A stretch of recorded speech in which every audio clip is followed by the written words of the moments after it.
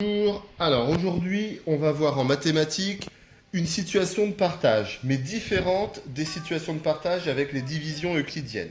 Dans les divisions euclidiennes, on refait, je pouvais partager par exemple, là j'ai 30 billes et j'avais 4 personnes à qui je voulais équitablement partager mes 30 billes.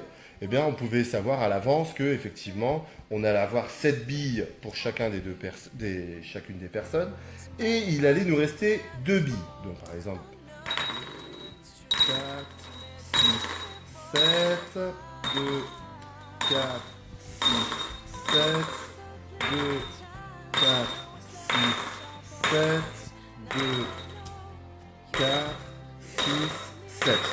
Et il me reste bien 2 billes. Donc là, on est dans la situation d'un partage équitable. Et donc ça, on est dans la division euclidienne. Aujourd'hui, on va être dans un autre type de partage équitable. Mais sauf que cette fois, contrairement aux billes, eh ben, j'ai une unité que je dois partager. Ce que je ne pouvais pas faire avec une bille.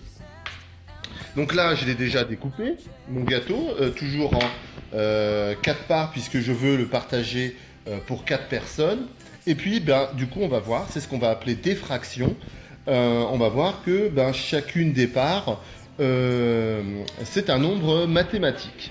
Et bien, par exemple, pour cette première part, alors d'abord, c'est pour ce qu'on appelle une fraction, j'ai découpé 4 morceaux. Donc je trace un trait et sous mon trait, je mets le nombre de morceaux que j'ai découpés. Donc 4. Ensuite, si j'en choisis un, c'est ce qu'on dira, alors là ça se dira un quart, eh bien ce morceau représente un quart. Si je choisis deux morceaux, je représente un, ça représente deux quarts.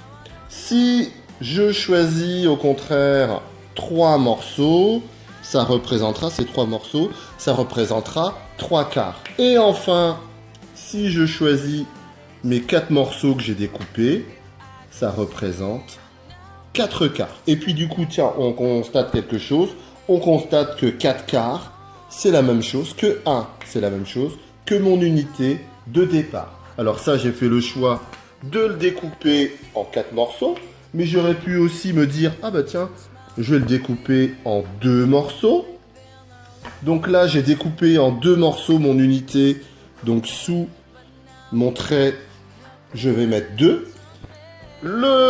Si je prends qu'un seul des morceaux, eh ben ça représente un morceau sur 2. On dira que c'est un demi. Et même chose que tout à l'heure. Si cette fois je rassemble mes 2 morceaux, ça me fait 2 morceaux, ça fait 2 demi. Et on constate que 2 demi, c'est aussi égal à une unité.